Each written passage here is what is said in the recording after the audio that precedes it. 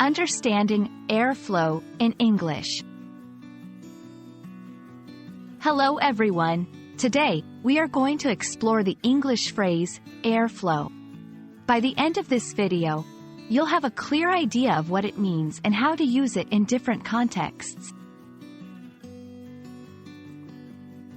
Airflow is a combination of two words, air and flow.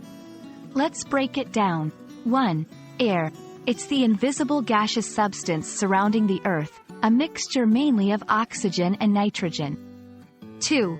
Flow. This means to move smoothly and continuously in a particular direction.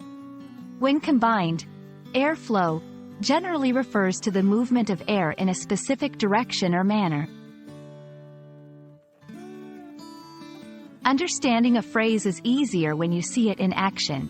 Here are some examples. 1. Ensure good airflow in the room to keep it fresh. 2. The airflow from the fan helps cool the room. 3. He designed the building to have a natural airflow to save on air conditioning costs.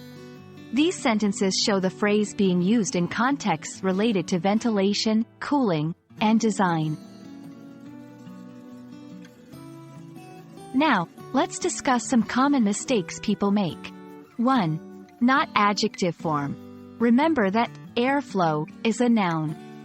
If you want to use it as an adjective, you'd say airflow, as in airflow design, or airflow rate. 2. Context. Don't use airflow when you're referring to the flow of something other than air. For instance, you wouldn't say airflow of water. Instead, you'd simply say flow of water or water flow.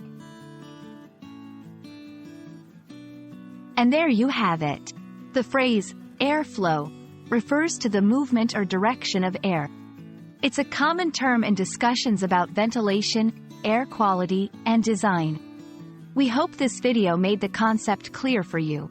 Happy learning, and see you in the next video.